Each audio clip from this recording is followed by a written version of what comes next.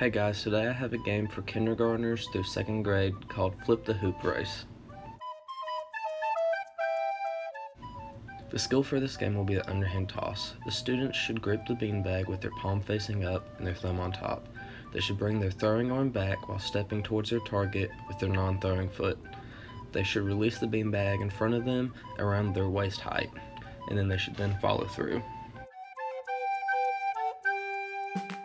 These are the standards that this game follows.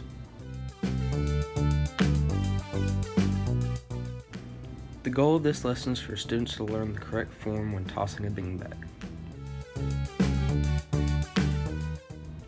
The equipment you will need for this game is one hula hoop and beanbag per student, and other objects that can be used in place of the beanbags, such as yarn balls, animal beanbags, etc. The way this game is played is that before the students even arrive, you should set up hula hoops in front of both of your gym sidelines with beanbags behind the line to go with every hoop. Each student will be assigned a beanbag and hoop, and on your start signal, the students will attempt to toss their bag into the hoop. If they make it, they should walk to their bag and flip their hoop over once towards the middle. They should then walk back to their line and repeat this. If the students miss their hoop, they do not get to flip it and must retrieve their bag and try again.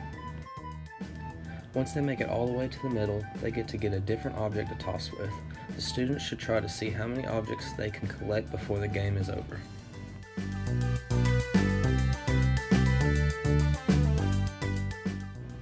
Some modifications you can make to this game would be to change the size of the hoops, or what the students are tossing, or how many times they get to flip the hoop after successfully tossing their object into it.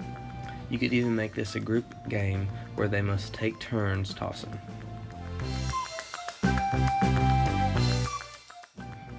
I got this game from the YouTube channel Teach Phys Ed.